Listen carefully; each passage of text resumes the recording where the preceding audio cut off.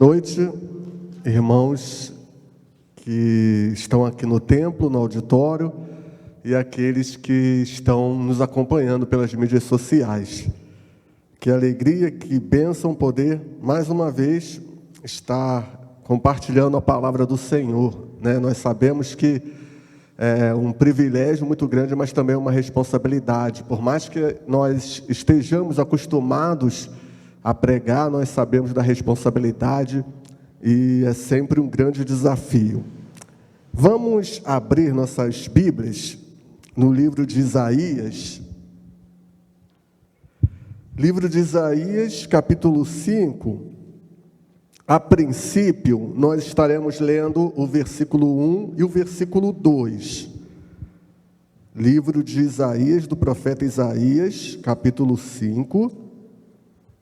Estaremos lendo o versículo 1 e o versículo 2.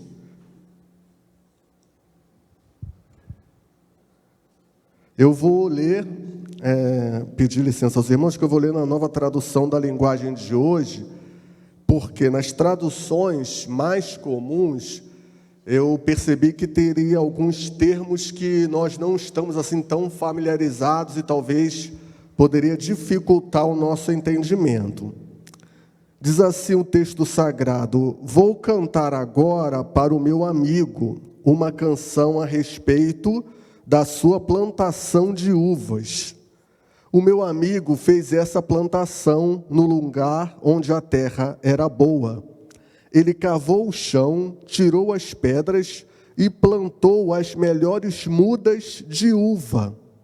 No centro do terreno, ele construiu uma torre para o vigia e também fez um tanque para esmagar as uvas. Esperava que as parreiras dessem uvas boas, mas deram somente uvas azedas. Esse poema, nós podemos dizer assim, e é uma profecia também do profeta Isaías, é conhecido como o Cântico da Vinha. E, na realidade, é uma parábola muito conhecida dentro da poesia hebraica. E ela, assim, os hebreus acostumaram a entoar essa canção no final das colheitas que eles faziam de uva. É um cântico que nós podemos dizer de frustração, né? É um cântico de desapontamento, porque houve um investimento que não foi correspondido. Isto é, o agricultor, na sua plantação de vinha, nessa parábola, ele fez um investimento muito grande e que não foi correspondido. Então, os irmãos que já devem ter feito algum tipo de investimento, eu creio que todos aqui já fez algum tipo de investimento, tanto material ou financeiro, né, como um investimento pessoal. Quantas pessoas investiram numa amizade, num relacionamento e não obtiveram o retorno que desejavam? Isso é muito frustrante, né? Assim como aconteceu aqui com esse agricultor nessa parábola que Isaías estava contando. Ele fez um grande investimento, mas não obteve o retorno desejado. Então, ele aqui se apresenta como um amigo ou amado de Deus, o profeta Isaías. Algumas versões está o amado, né? E nessa versão que eu li é amigo, mas a gente sabe que o termo realmente é muito mais que amigo, é um termo mais próximo, né? Um termo realmente de um amor, que nós podemos dizer assim. Então, como nós vimos aqui, o agricultor ele tomou todas as providências. Ele teve todo o cuidado ali na plantação da sua vinha, para que ela pudesse ter uvas boas. Ele subiu numa colina fértil, onde a terra era boa. Plantou as melhores mudas que ele poderia plantar ali. Ele colocou uma torre, né, quando na realidade não era nem costume daquela época colocar uma torre ali na sua plantação de uvas, né, na sua vinha. E ele fez isso porque ele tomou todo o cuidado, ele fez todo o investimento. Mas qual não foi a sua surpresa quando na época da colheita, ao invés de ele colher uvas boas, né, uvas que ele imaginava que ele iria colher por causa do investimento, até porque a muda da uva foi uma muda boa, o solo era um solo fértil, era um solo bom. Mas qual não foi a surpresa? Quando ele foi colher as uvas eram amargas, azedas. E o termo aqui significa realmente uma fruta, né, que costumava até mesmo cheirar mal. Então, os irmãos imaginam, ele faz essa plantação, ele investe, tem aquela expectativa de colher aquelas frutas frondosas, né, aquelas frutas boas, adocicadas. E quando chega para colher, ele colhe frutas azedas, frutas que estavam cheirando até mal. E ele ficou muito frustrado. Vamos continuar então a partir do verso 3. E o profeta continua com a parábola. Isaías 5, verso 3. Agora o meu amigo diz: moradores de Jerusalém e povo de Judá, digam se a culpa é minha ou da minha plantação de uvas. Fiz por ela tudo o que eu podia. Então, por que produziu uvas azedas, em vez de uvas doces que eu esperava? Agora eu lhes digo o que vou fazer com a minha plantação de uvas. Vou tirar a cerca e derrubar os muros que a protegem, e vou deixar que os animais invadam a plantação e acabem com as parreiras. A plantação ficará abandonada, as parreiras não serão podadas e a terra não será cultivada. O mato e os espinheiros tomarão conta dela. Também darei ordens às nuvens para que não deixem cair chuva na minha plantação. Então agora ele está anunciando as consequências daquilo que iria acontecer com a plantação. Porque o agricultor ficou decepcionado com aquela plantação. O agricultor não colheu o que ele esperava, então ele ia tomar essas atitudes. Ia abandonar realmente aquela plantação ali.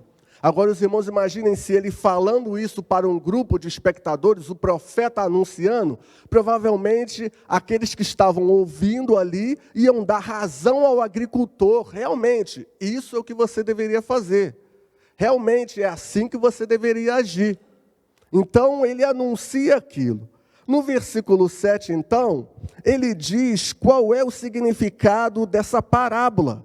Qual é o significado desse texto aqui que ele acaba de direcionar o povo de Judá? Ele diz assim: a plantação de uvas do Senhor Todo-Poderoso, as parreiras de que ele tanto gosta, são o povo de Israel e o povo de Judá. Deus esperava que eles obedecessem a sua lei, mas ele os viu cometendo crimes de morte. Esperava que fizessem o que é direito, mas só ouviu as vítimas gritando por socorro. Então, no versículo 7, ele diz aqui qual é o real significado dessa parábola. Os irmãos perceberam que ele usou, o profeta Isaías, a mesma estratégia que o profeta Natã usou quando foi falar com Davi. Ele conta toda uma história, fala que um homem rico roubou a única ovelha, o único cabrito do homem pobre para servir a um visitante. E Davi falou que esse homem seja morto por ter feito uma coisa tão horrível assim. E Natã então virou para Davi e falou: esse homem é você, Davi, que fez isso. Então Davi tomou consciência do seu pecado. Então a mesma estratégia foi usada por Isaías para que o povo de Judá tomasse consciência daquilo que eles fizeram. Para que o povo de Judá tomasse consciência da relação que eles tiveram com Deus e com a percepção que Deus estava tendo naquele momento. O agricultor aqui dessa parábola era o Senhor Deus Todo-Poderoso. Deus havia feito um grande investimento na nação de Judá, porque era o seu povo. A nação de Judá era o povo escolhido de Deus. E nós podemos dizer, sim, que assim como o agricultor fez um grande investimento e ele esperava obter um retorno muito bom na sua plantação, Deus assim fez. Porque Deus levantou pessoas ali naquela nação de Judá. Deus sustentou aquelas pessoas, aquele povo, quando eles foram libertos do cativeiro do Egito. Deus os sustentou no deserto. Deus operou maravilhas naquele povo ao abrir o Mar Vermelho.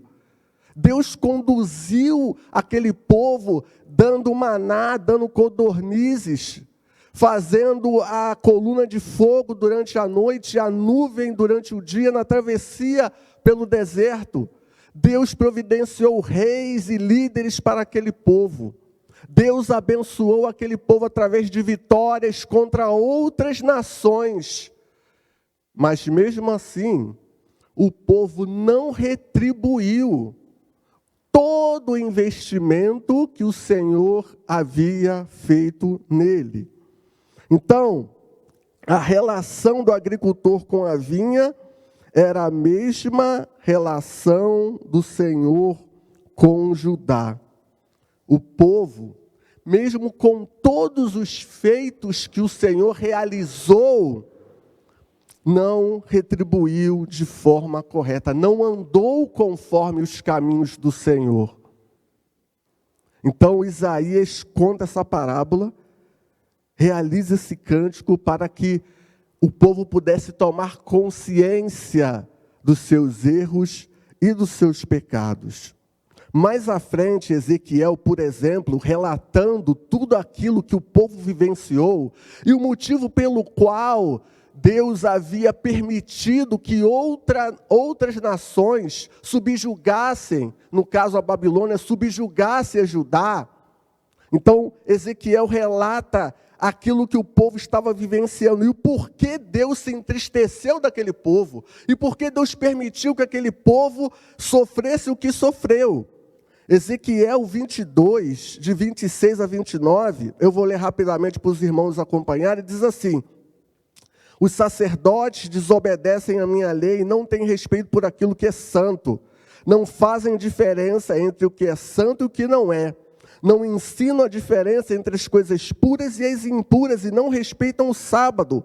Como resultado disso, o povo de Israel não me respeita. As autoridades são como lobos que despedaçam os animais que matam para enriquecer. Os profetas escondem esses pecados como quem pinta de branco uma parede. Eles têm visões falsas e fazem falsas profecias. Afirmam que não falam a palavra do Senhor Deus, mas eu, Senhor, não... Afirmam que falam a palavra do Senhor Deus, mas eu não falei com eles. Os ricos enganam e roubam. Eles maltratam os pobres e exploram os estrangeiros. Então a gente vê que aqui Ezequiel está descrevendo apenas algumas das particularidades da nação de Judá. E esse texto demonstra o tamanho do desapontamento de Deus para com aquela nação, que estava vivenciando tudo isso aqui. Apesar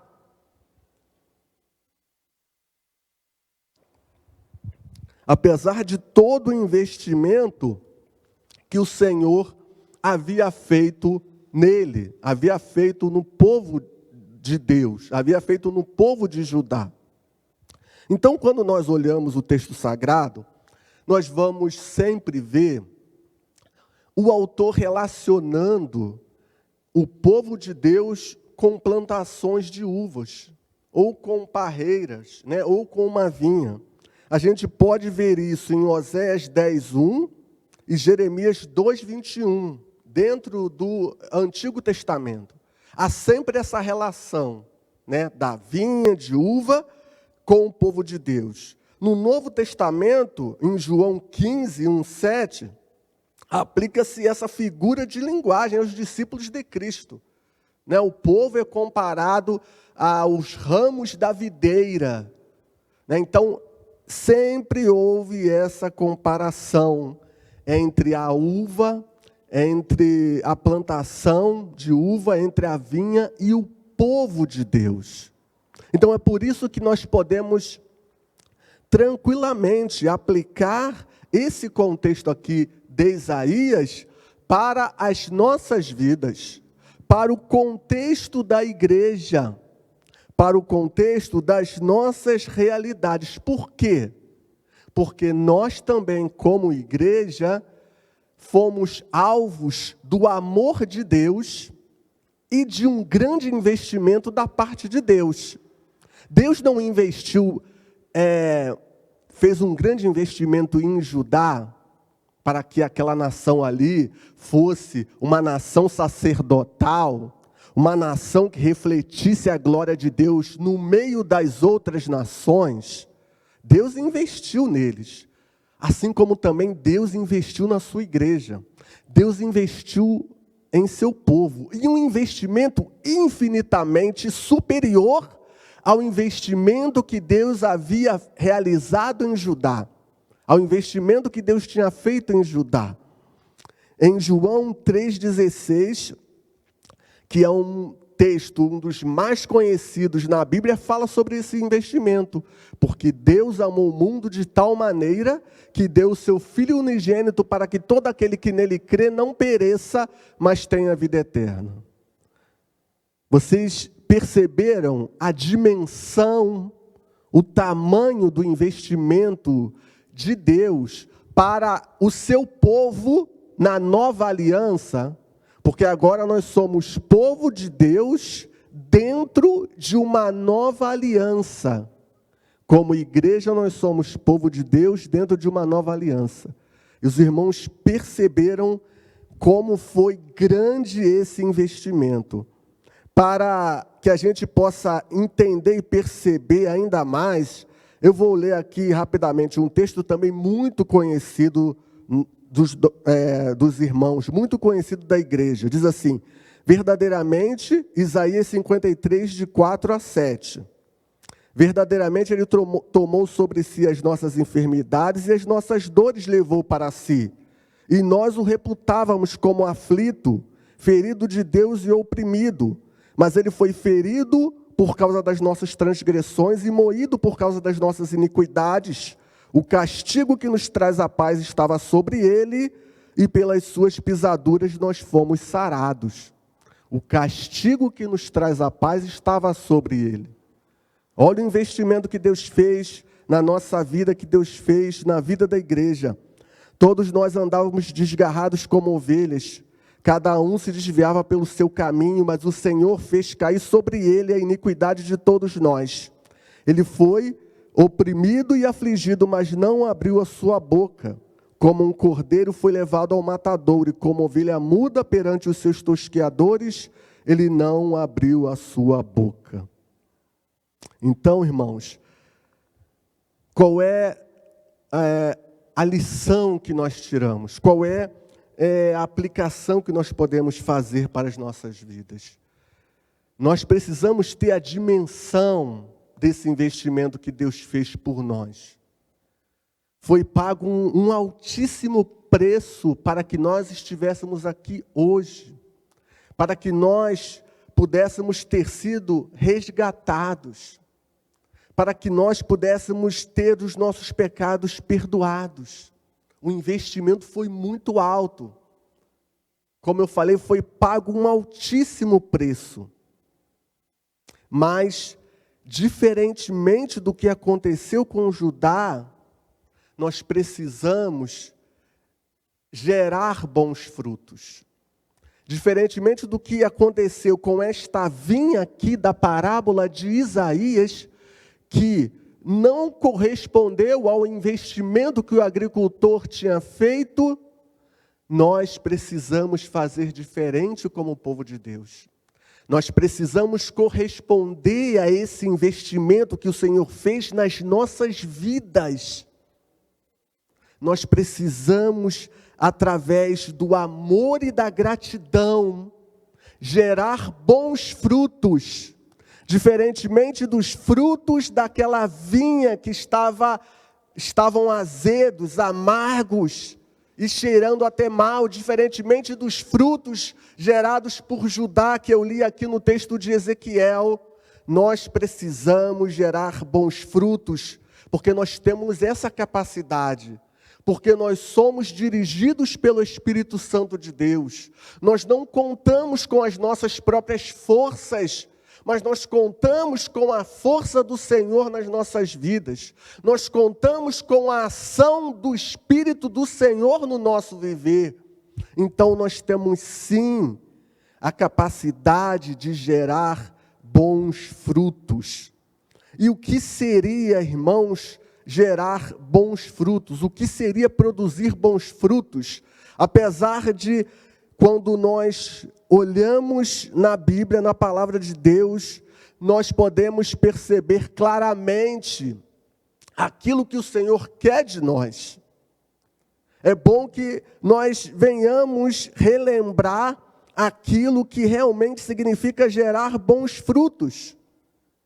Às vezes nós vemos os textos sagrados e não queremos entender ou não queremos perceber aquilo que o Senhor está falando aos nossos corações, mas nós precisamos ficar com os olhos atentos, com os ouvidos abertos para aquilo que Ele quer falar conosco.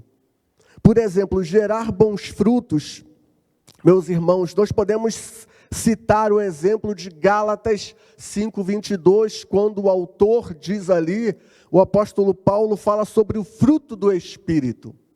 E aí nós devemos refletir, eu estou pelo menos produzindo, gerando esse fruto do Espírito, né, que é dividido em várias partes.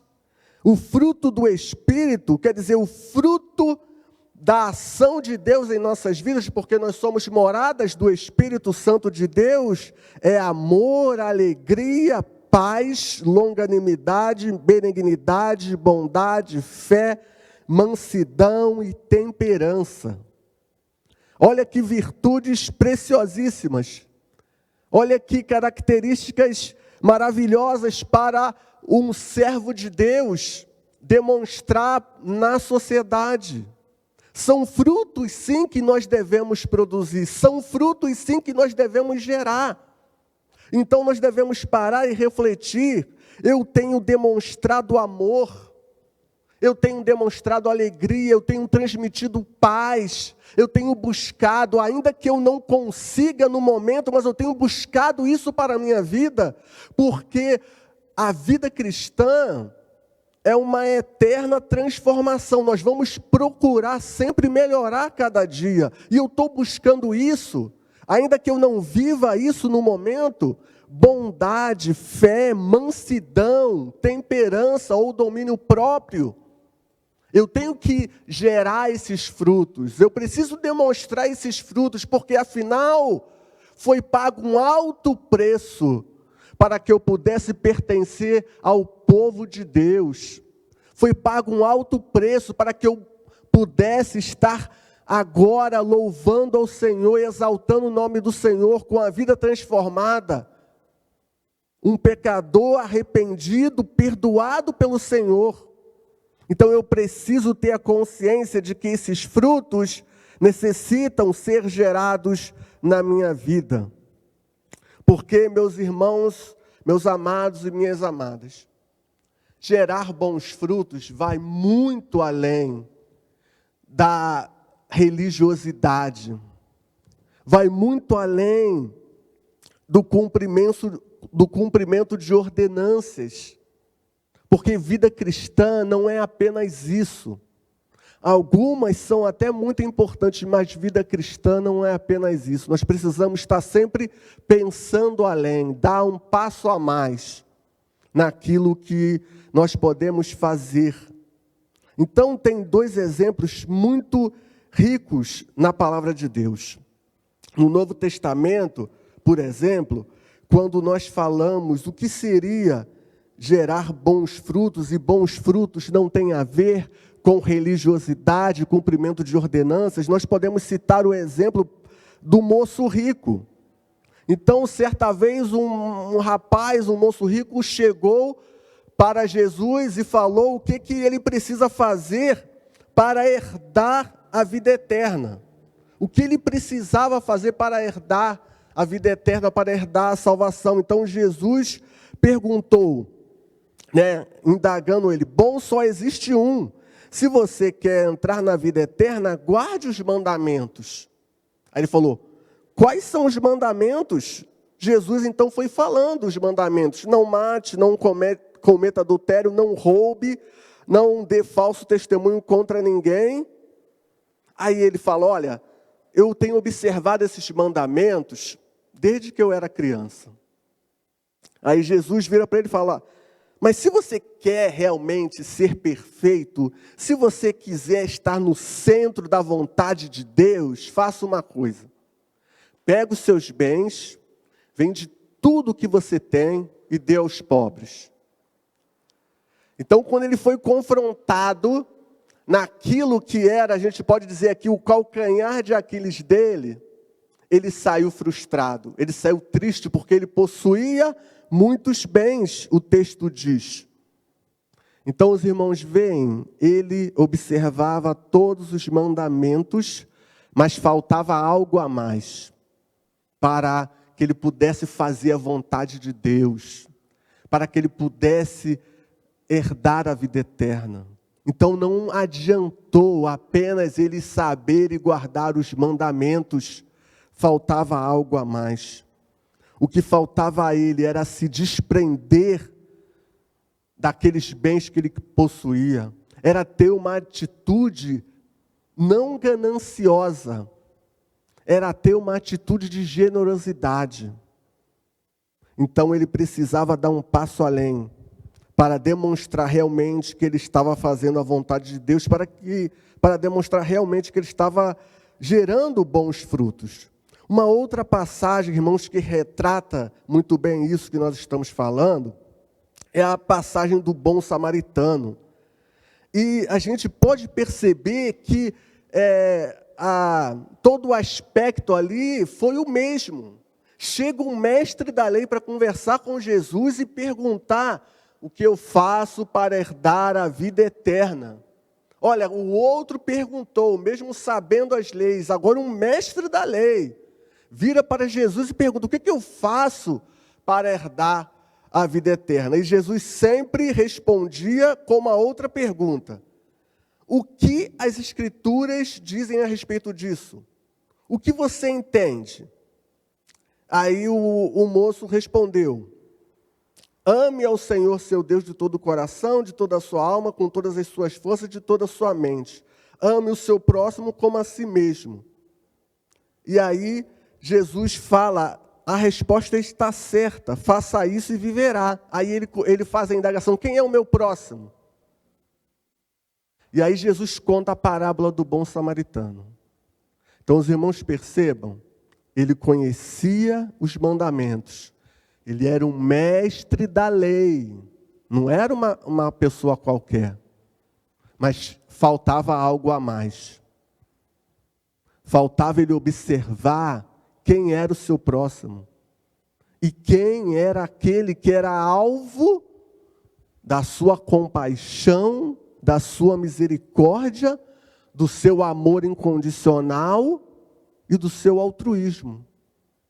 Então faltava lhe perceber isso. Então Jesus conta essa parábola dizendo, que um homem foi assaltado, estava quase morto, passa um sacerdote que era um religioso, deixou ele de lado, passa um levita que era também um religioso, deixou ele de lado, e de repente passa um samaritano, que com certeza foi um exemplo não muito agradável para aquele mestre da lei, porque Jesus falou que ele era um samaritano e dá abrigo àquela pessoa, e acode aquela pessoa, e ajuda aquela pessoa.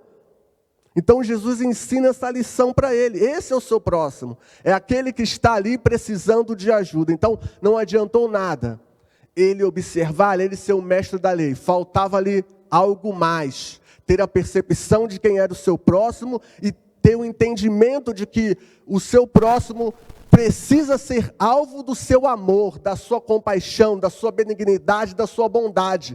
Não adiantava ele cumprir os preceitos religiosos, não adiantava ele seguir as ordenanças da sua religião, se ele não praticasse o amor ao próximo.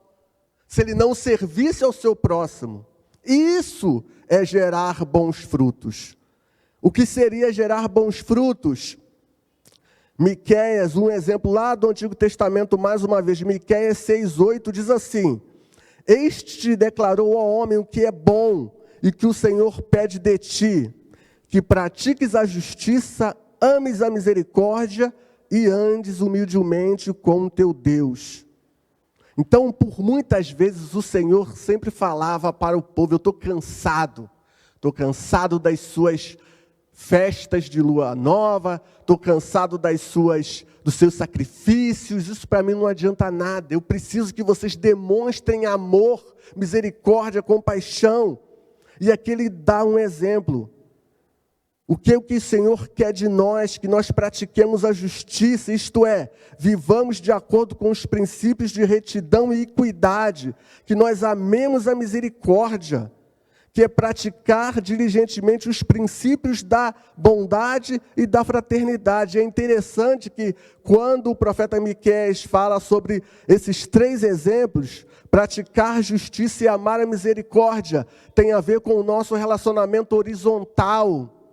Assim como os 10 mandamentos foi dividido, os primeiros 4, o nosso relacionamento com Deus, os últimos, o nosso relacionamento com o próximo. E aqui o profeta Miqueias faz a mesma coisa.